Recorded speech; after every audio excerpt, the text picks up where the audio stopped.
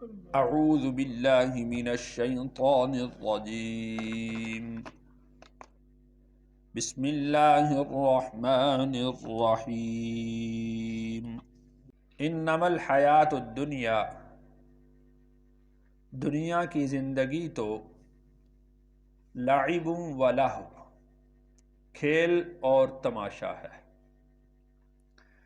وَإِن تُؤْمِنُوا، اور اگر تم ایمان لاؤ، وَتَتَّقُوا، اور تقوی اختیار کرو، یُؤْتِکُمْ اُجُورَکُمْ، وہ تمہیں دے گا تمہارے بدلے، وَلَا يَسْأَلْكُمْ أَمْوَالَكُمْ، اور وہ تم سے تمہارے مال نہ مانگے گا۔ تو اللہ تعالیٰ نے اس دنیا کی حقیقت کو ہمارے سامنے واضح کیا ہے کہ یہ جو دنیا ہے یہ کھیل اور تماشا کی چیز ہے۔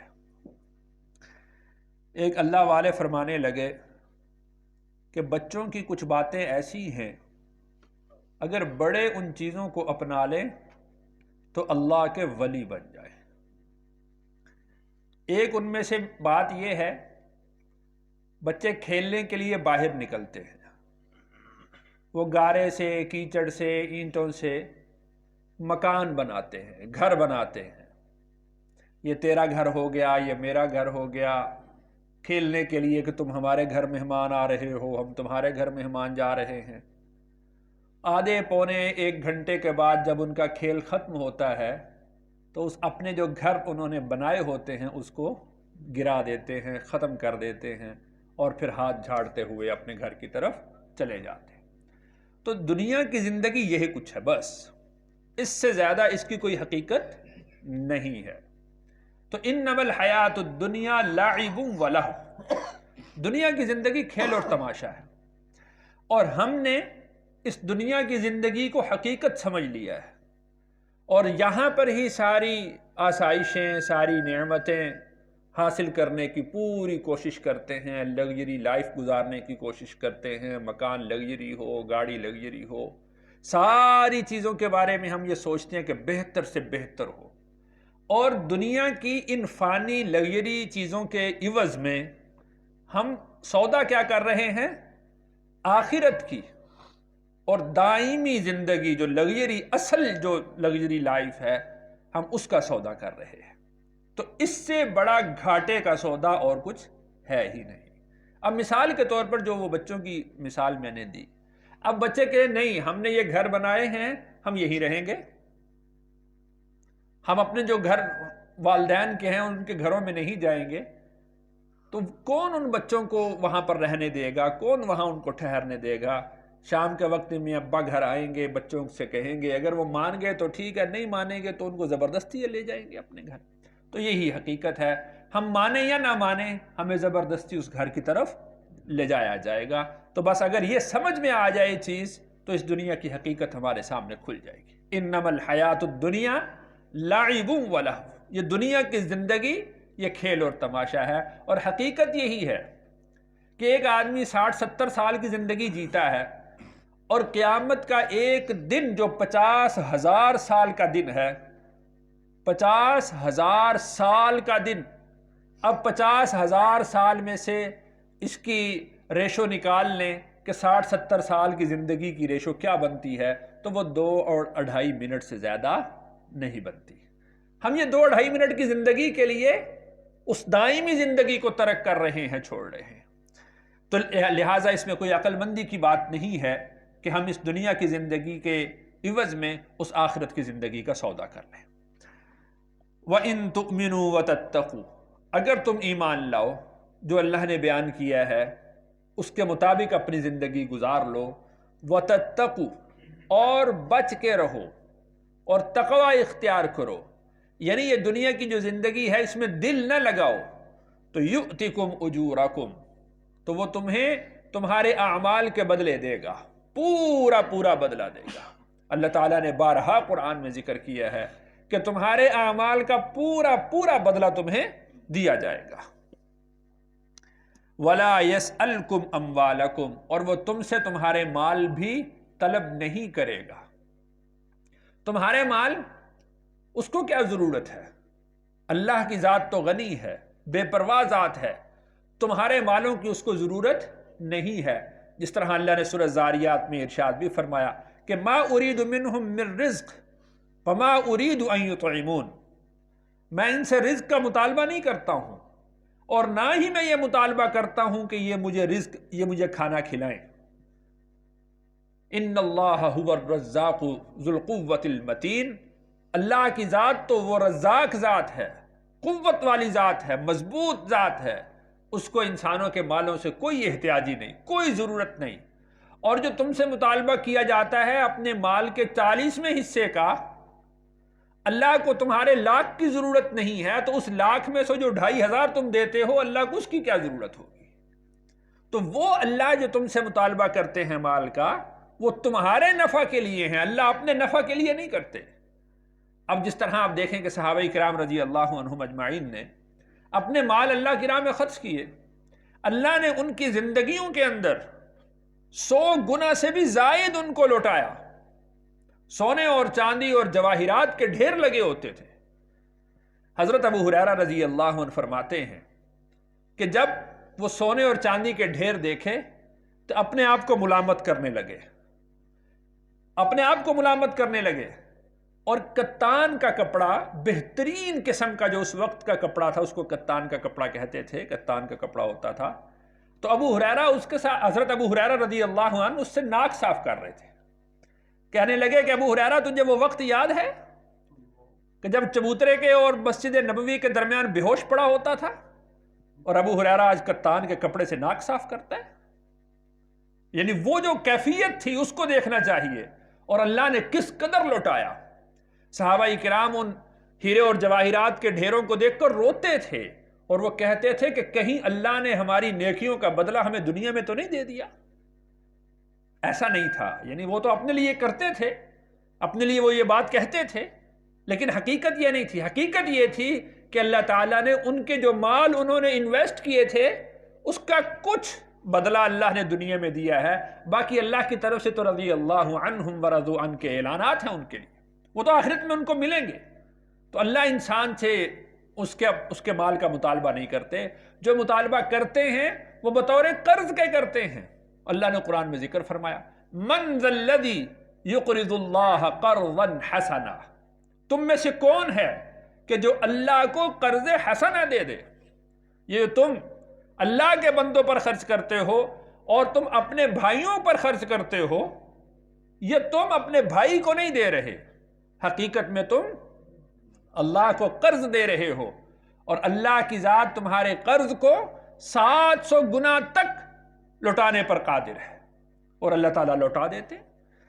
تو ولا یسألکم اموالکم، وہ تم سے تمہارے مال طلب نہیں کرتا۔ ان یسألکموہا، اگر وہ تم سے تمہارے مال طلب کرے، بھئی جتنا کمایا ہے سارا لے آؤ، وہ مالک ہے، وہ کہہ سکتا ہے کہ جتنا تمہارے پاس مال ہے، حقیقت میں وہ مال کس کا ہے؟ وَلِلَّهِ مِيرَاثُ السَّمَاوَاتِ وَالْأَرْضِ، زمین اور آسمان کی ساری بادشاہت، سب مال وہ کس کا ہے؟ اللہ کا ہے۔ انسان دیکھتا نہیں ہے کتنا مالدار مر گیا، ساتھ کیا لے جا سکتا ہے؟ کچھ بھی نہیں، سب یہی چھوڑ کر چلا جاتا ہے۔ اِن یسألکموہا، اور اگر وہ تم سے وہ سوال کرے، مانگ لے، فیحفکم، اور وہ تمہیں تنگ کرے کہ سارا مال خرچ کر دو، سارا مال لے آؤ، تبخلوا، تو تم بخل کرنے لگو۔ انسان تو یہ جو 40واں حصہ دیا جاتا ہے زکوٰۃ کا، اس میں بخل کرتا ہے، اس کے لیے ہیلے اور بہانے تلاش کرتا ہے، اس کے لیے نیتیں بدلتا ہے، اس کے لیے ملکیتیں بدلتا ہے، اور دراصل اس کو دے دیا، دراصل اس کو دے دیا، سال پورا نہیں ہوا، اب زکوٰۃ ہوگی نہیں ہوگی، اس میں بخل کرتا ہے۔ اور اگر سارے مال کا مطالبہ اللہ کریں تو اس میں وہ کتنا بخل کرے گا۔ وَيُخْرِجْ أَضْغَانَكُمْ، اور وہ نکال دے تمہارے دلوں کی خفگیاں، یعنی وہ جو تھوڑا دینے میں تم کتراتے ہو، اگر سارا مال کا مطالبہ کر لے تو پھر وہ تھوڑا بھی نہ دو، اور تمہارے اندر کے جو دل کی خفگیاں ہیں، کمایا ہم نے، محنت ہم نے کی، دن رات ایک ہم نے کیا، اور ہم سے سارا مال کا مطالبہ کیا جا رہا ہے، تو انسان کے دل کی خفگیاں ظاہر ہو جائیں۔ ہاں انتم ہؤلاء، تم سنتے ہو، تدعون، تمہیں بلایا جاتا ہے، لتنفقوا فی سبیل اللہ، کہ تم اللہ کی راہ میں خرچ کرو۔ اپنے مال کو محفوظ کرنے کا، اپنے مال کو بچانے کا سب سے بہترین طریقہ یہ ہے کہ اس کو اللہ کی راہ میں خرچ کر دیا جائے، اللہ کی راہ میں خرچ کر دیا جائے۔ سب سے بہترین طریقہ اپنے مال کو محفوظ کرنے کا یہ ہے، ورنہ کیا ہوگا؟ مال جمع کرتا رہے گا، گھر میں جگہ نہیں رہے گی، بینک میں رکھوائے گا، بینک بیلنس بڑھتا جائے گا، پھر سوچ آئے گی کہ وہاں پر پلاٹ خرید لینا چاہیے، وہاں مکان خرید لینا چاہیے، وہاں پر انڈسٹری لگا لینی چاہیے، لگائے گا، اور ایک دن آئے گا کہ یہ مر جائے گا، اور سب کا سب یہیں دھرا چھوڑ جائے گا، یہیں رکھا ہی چھوڑ جائے گا، اور اس کی اولاد اور اس کے ورثاء اس سے عیاشیاں کریں گے۔ اس کے ہاتھ کیا آیا؟ کچھ بھی نہ، اور جس جگہ پر یہ جا رہا ہے وہاں تو بھیجا ہی نہیں تھا، وہاں تو مال تھا ہی نہیں اس کا۔ اسی وجہ سے اللہ تعالیٰ نے قرآن مجید میں ارشاد فرمایا کہ جب کسی پر موت کا وقت آتا ہے تو وہ خواہش کرتا ہے کہ مجھے ایک لمحہ مل جائے، ایک لمحہ، اور میں اللہ کی راہ میں مال خرچ کر کے آ جاؤں۔ ایک لمحہ مل جائے اور میں اللہ کی راہ میں مال خرچ کر کے تو چلا جاؤں۔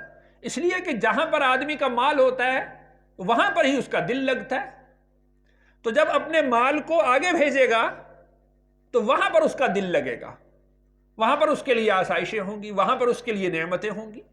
جب اپنے مال کو دنیا میں چھوڑ کر جائے گا تو اس کا دل آخرت کے ساتھ نہیں لگے گا۔ رسول اللہ صلی اللہ علیہ وسلم نے ارشاد فرمایا، کونوا ابناء الآخرہ ولا تکونوا ابناء الدنیا، آخرت کے بیٹے بنو، دنیا کے بیٹے نہ بنو۔ دنیا کے بیٹے بننے کا مطلب یہ ہے کہ سارا کچھ چھوڑ کر یہیں پر جمع کر جاؤ، ایسا نہ ہو، بلکہ کونوا ابناء الآخرہ، آخرت کے بیٹے بنو کہ آگے بھی کچھ بھیجا کرو۔ فَمِنْكُمْ مَنْ يَبْخَلْ، پھر تم میں سے کچھ لوگ ہیں جو بخل کرتے ہیں، اللہ کی راہ میں مال خرچ نہیں کرتے۔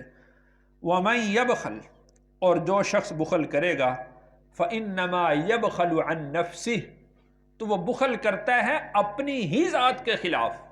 کس کا نقصان ہوگا؟ انسان کا اپنا نقصان ہے، اور اگر وہ آگے بھیج دے گا تو فائدہ کس کا ہے؟ اسی کا اپنا ہے۔ تو اللہ تعالیٰ نے زیادہ مال کا مطالبہ کیا ہی نہیں ہے، 40ویں حصے کا مطالبہ کیا ہے۔ 40 میں سے ایک تو کوئی بڑی مقدار نہیں ہے۔ ہاں اس کے بعد جو نفلی صدقات ہیں وہ ہر ایک کی اپنی استطاعت ہے، اپنا شوق ہے کہ وہ جتنا آگے جمع کرنا چاہتا ہے وہ اتنا کر سکتا ہے۔ واللہ الغنی، اللہ تو بے نیاز ہیں، وانتم الفقراء، احتیاجی تمہیں ہے، اللہ کوئی احتیاجی نہیں ہے تمہارے مال کی۔ جو زمین اور آسمان کا مالک ہے وہ تمہارا 40واں حصہ لے کر کیا کرے گا؟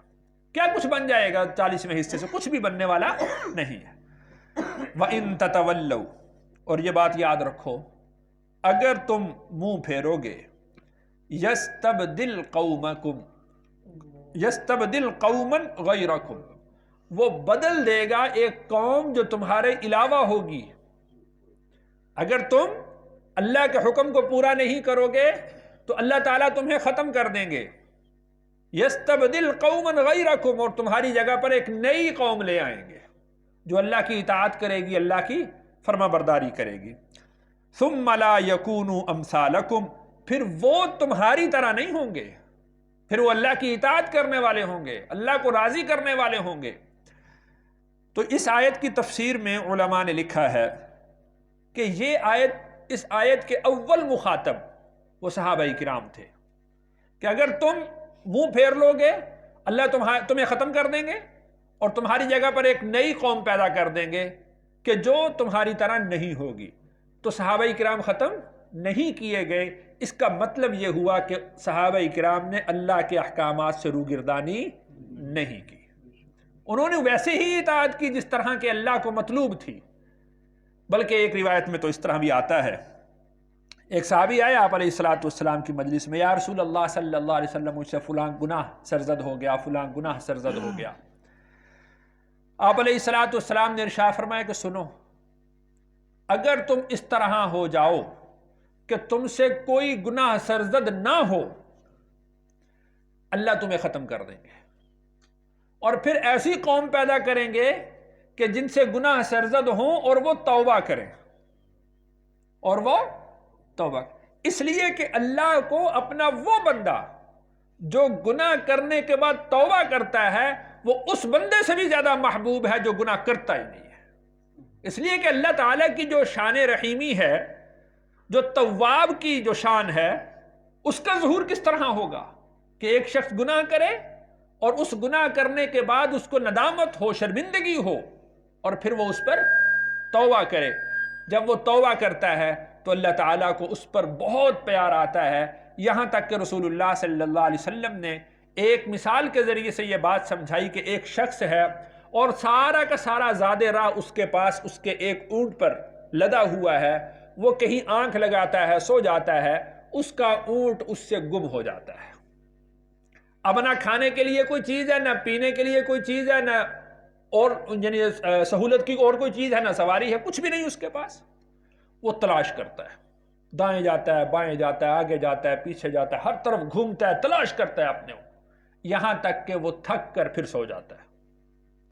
اور جب اس کی آنکھ کھلتی ہے تو اس کا وہ سامان سے لدا ہوا، زاد راہ سے لدا ہوا اونٹ اس کے سامنے ہوتا ہے۔ اب بتاؤ اس کو کتنی خوشی ہوگی۔ تو اللہ تعالیٰ اپنے بندے کے گناہ گار ہونے کے بعد جب وہ توبہ کرتا ہے، اللہ اس بندے سے بھی زیادہ خوش ہوتے ہیں۔ تو اس لیے وَإِن تَتَوَلَّوْا يَسْتَبْدِلْ قَوْمًا غَيْرَكُمْ ثُمَّ لَا يَكُونُوا أَمْثَالَكُمْ کی تفسیر میں علماء نے یہ بھی فرمایا کہ اللہ کو اپنے وہ بندے انتہائی محبوب ہیں کہ جن سے گناہ سرزد ہو جائے، گناہ سرزد ہونے کے بعد وہ اللہ سے توبہ کریں۔ اللہ تعالی مجھے اور آپ کو عمل کی توفیق نصیب فرمائیں۔ یہاں پر سورۃ محمد مکمل ہوئی۔ الحمدللہ۔